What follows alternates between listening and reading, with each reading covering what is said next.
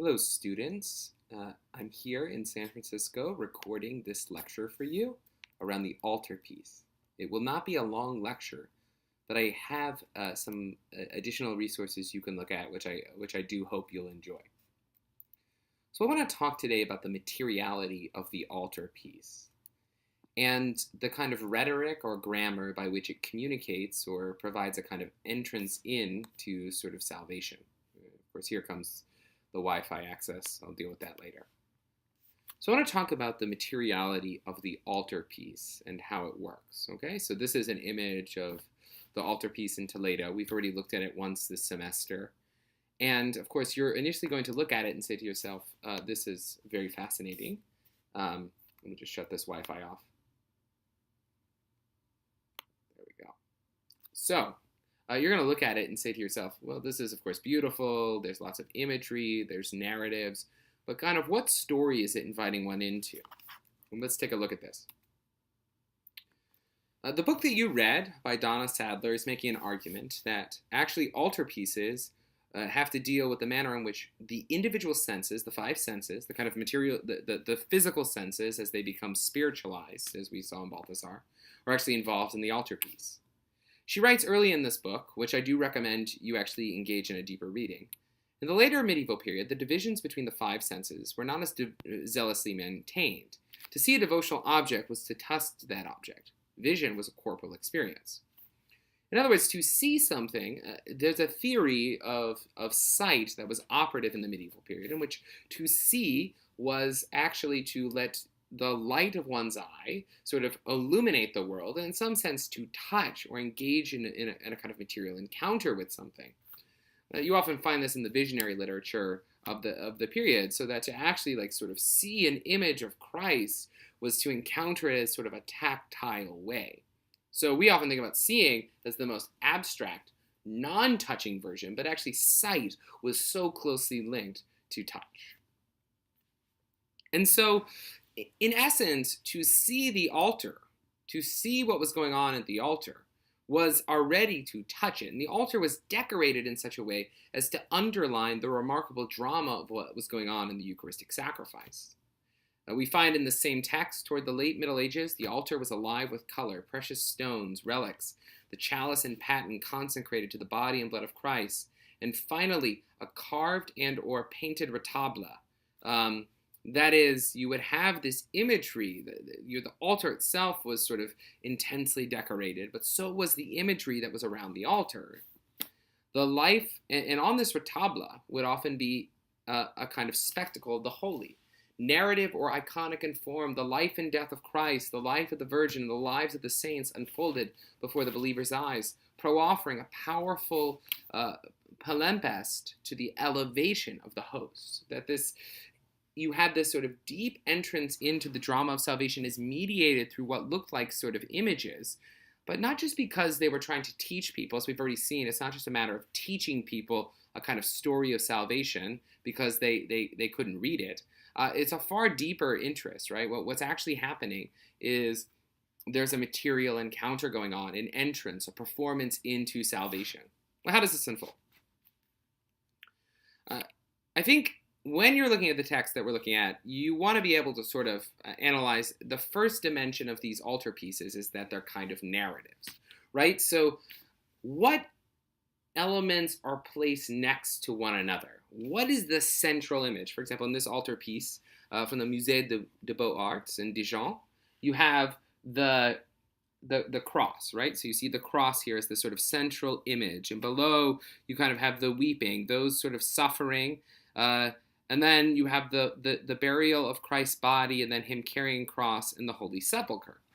So you have here a kind of whole narrative about what's going on in the Eucharist. Nothing is ever said or expressed about this narrative, but it is expressed through these miniatures. As we'll see in a moment, it's not just the themes that they take up, but actually the concrete art of the sculpture of one of these retablas.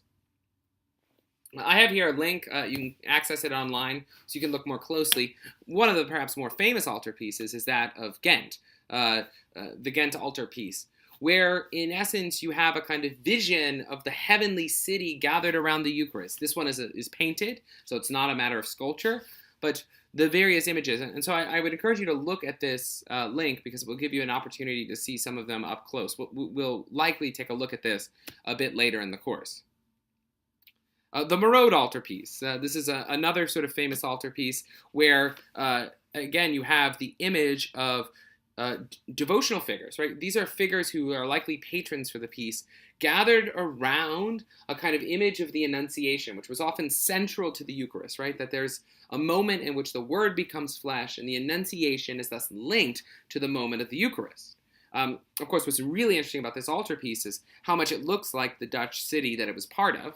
And then to your right, you see Joseph working as a carpenter, but of course with the images of the instruments of the Passion right here, is where my cursor is going over. This is a sort of image of already the death, the sacrifice that will take place. And of course, it's linked out into the city. This is not a sacrifice that is, it has global, political, social context. All of this is expressed non-verbally through this altarpiece.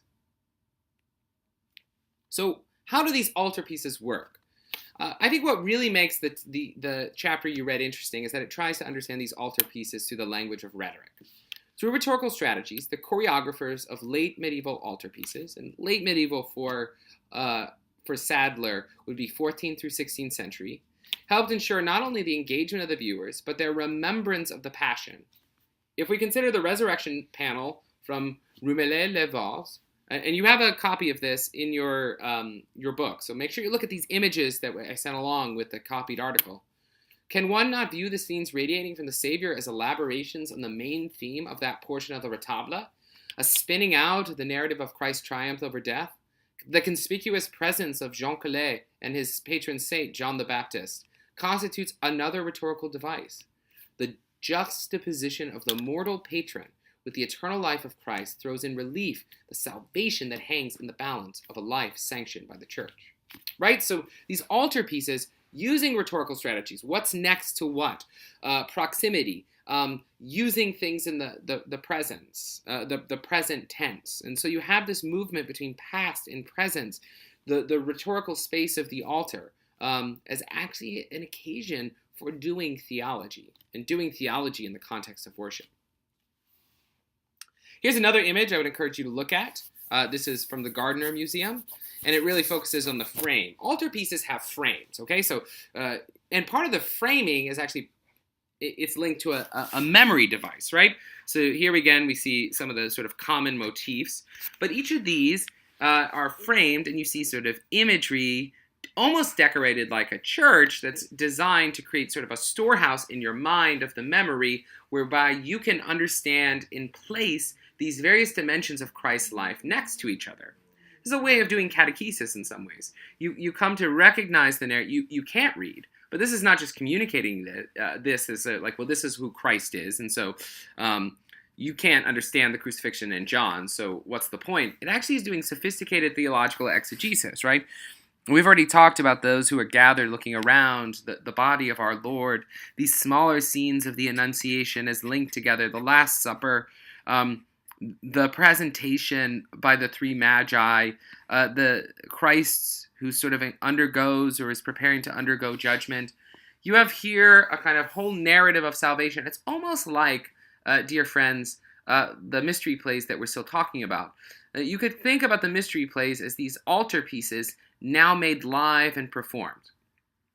So the most salient aspect of this memory scheme, according to Sadler, is the necessity for striking or vivid images. It attracts your memory, you see it, and it actually, because it's three-dimensional, you can actually see it in shape. It summoned the emotional response triggered upon learning the story of Christ's life and death. Both contemporary sermons and the liturgy performed in the proximity of this Retable would have reinforced the meaning of Christ's passion and the salvation it promised to humankind. So you have a sort of whole way of teaching the Eucharist as it's linked to this narrative scheme underlying the importance of the Eucharistic altar. So I think it's important to understand that these altarpieces were linked in certain places in church, they were used in certain ways, and the liturgy itself was performed on them. It's actually the link between liturgy and the altarpiece and music that's really engaging and interesting. And I'll give an example of that when I get back and I get to enjoy your presence again. The other thing that's really interesting about the Sadler piece that you read is the link between a dollhouse. Actually, dollhouses are really interesting things. My son has a Peppa Pig dollhouse. I suppose my daughter does too, but we got it originally for Tommy. And the thing about it is that he would spend hours sort of entering into this interior world, gazing at this little space where there was a tiny bed, and it was kind of attractive for his imagination. He could enter this interior world of a house that is from the outside. Well, a dollhouse, you could kind of think about these retablas or these altarpieces as like doll houses, right? You enter in, they're miniatures that allow you to enter into the narrative of salvation and to look very closely at it.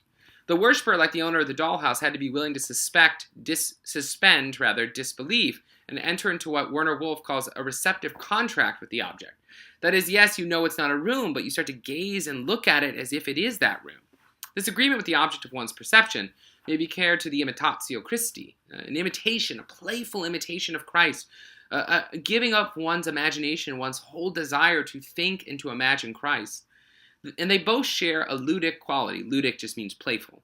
One assumes a certain guise to participate in the drama of the altarpiece and in the recreation of Christ's life and passion, or recreation. But recreation seems right, because it actually is sort of a playful entry into salvation.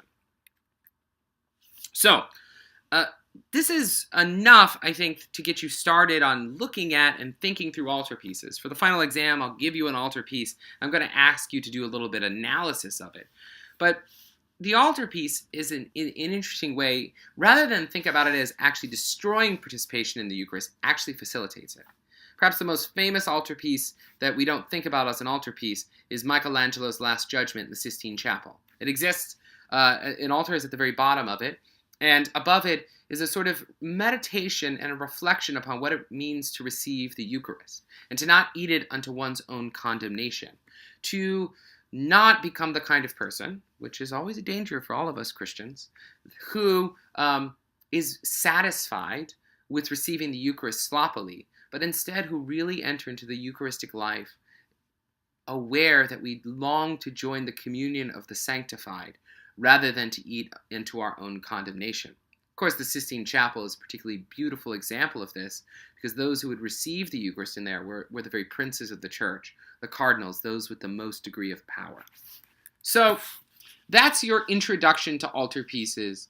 I wish we would have a longer period of time, but the lecture is just a short introduction that will allow us to have a bit more conversation in the coming weeks on the theme of altarpieces, of the nativity plays, the mystery plays, rather, of Corpus Christi from York, and really, even as we return to what we did before then, to hymns in the manner in which they allow us participation in the mystery of salvation. How the liturgy inspires a form of art, a form of artistic production, material culture, that is itself transformative of our engagement with the liturgy. Okay, I will see you all very soon. Perhaps at the Blue Gold game. Who knows? Go Irish. Don't beat Irish.